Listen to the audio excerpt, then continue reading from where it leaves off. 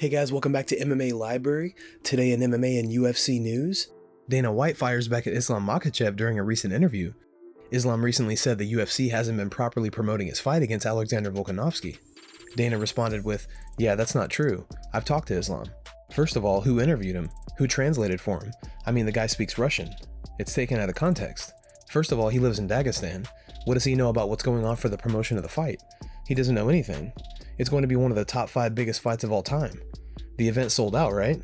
You couldn't get a ticket if you wanted to get a ticket in Perth. And this thing is trending right now to be the biggest pay-per-view event in Australia, which it's like 6% behind the Conor McGregor versus Dustin Poirier 3 fight. It's probably going to break the record, so to say that the fight hasn't been promoted, that's just ridiculous." Robert Whittaker responds to a recent call-out from Khamzat during an interview with Submission Radio. Here's the clip. I wanted to find out from you, Khamzat. He's online, he's talking about how he wants this fight with you respectfully. What was your reaction when you saw that tweet? Didn't see it, but now I know. Now that you've heard about it, what do you think? Oh, yeah, cool. Let's do it. Whatever. Yeah, I don't know. Like, if it's a fight that gets presented to me, it is what it is. Yeah, I think it'll be a good fight. I think it'll be a hard fight. I think he's a phenomenal fighter. I think he has a lot of strengths. I think I have a lot of strengths. I think I'm a hard fight for him. You know, just the same. You know, quite good with my hands. Can stuff a lot of takedowns. Hard to hold down. I'm squirmy, you see. So, it'll be an interesting fight. That'll be a showstopper for sure. Johnny Eblen, the current Bellator middleweight champ, believes he would beat Alex Pereira 10 times out of 10. Here's what he said during a recent edition of the MMA Hour.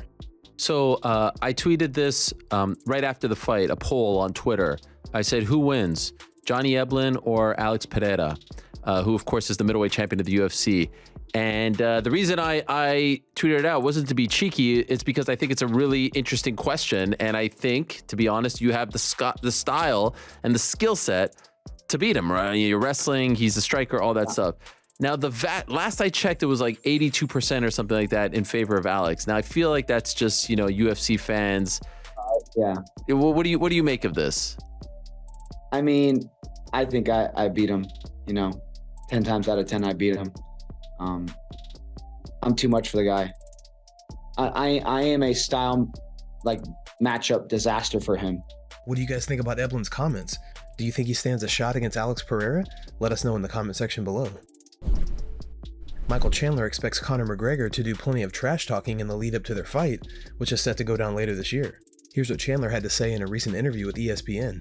He loves to do his homework on opponents. He loves to well up old emotions and make them brand new and make you trip over yourself live on TV. So I'm expecting that. He's a witty guy with a wicked tongue, and he's got the gift of gab. But I'm really, really excited to fight fire with fire in that regard. I'm excited for the tension, the competition, the linguistic battles that we're going to get into, and the friendly competition. As you said, the respectful competition. Make no mistake, I respect Conor for what he has done for the sport. I respect him for the life that he has built for him and his family, the legacy that he will have when he does step away from the sport. But I'm coming for that win later on down the line on pay-per-view, and especially right now, as I said, the competition starts right now. Islam Makhachev says he's ready to become #1 pound-for-pound fighter in the UFC after a victory against Alexander Volkanovski this weekend. You know, I'm really happy because I fight not just defense the belt or something like that. I fight for something new, you know, to be pound for pound best fighter. That's why it's, I think, the best way. And for me, it's not just defense. This is, for me, new target to be #1. Yeah, that's your motivation, right? Because you're defending your belt, but you're fighting to gain something, right? Something new. That's why I like this. That's why I told many times I want to maybe jump other division. And when you have some new target, this is new motivation. Khamzat believes Colby Covington doesn't want to fight him. Speaking in a recent interview with Red Corner MMA, here's what Khamzat had to say. "I have no clue either. At first, they said it was Colby Covington. We've been waiting for half a year.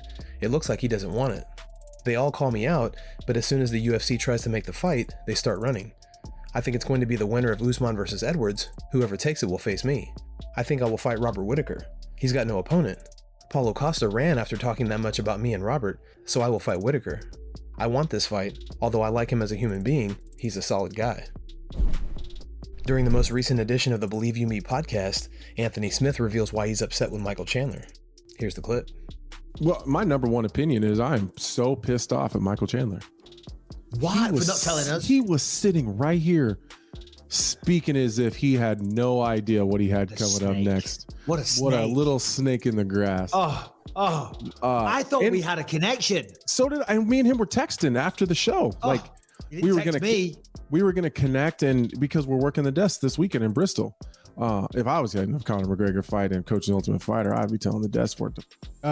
You said, look. Oh yeah, for sure. Yeah, I'm out of here. But we were talking about the desk, and he wanted to connect because he'd never done a pay-per-view before. So we were gonna, I was just gonna just kind of talk over the flow of the show and try to be a good teammate. Didn't say anything about it then. And then once he got it, I texted him like, "Damn, you couldn't give us the lowdown even behind the scenes." He's ghosted me. He hasn't responded. Oh! Sean O'Malley reveals he would be interested in a fight with Henry Cejudo in July if Aljamain Sterling is still not ready to compete in May. I'm like, damn, I was expecting him to be bigger because I've been around him and I just never really sized him up too much. But I was like, he's in the octagon. He looks shredded. The lights. He cuts weight. And just like in person walking by, I'm like, he doesn't look huge. But he said he's 167 and a half.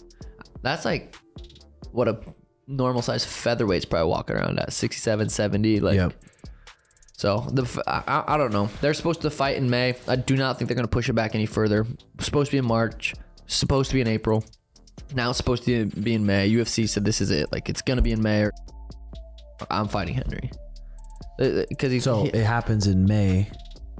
So it happens in May. Then we're 2 months away from July. If they want the money fight, I'm fighting in July. I want to. What do you guys think about O'Malley's comments? And who do you think takes on Cejudo first, O'Malley or Sterling? Let us know in the comment section. Are you happy with how this fight has been promoted? I say something in the media, this fight not promoted, but Dana sent me message and showed me all their rankings, all the all the stuff, how they promote, how they sell.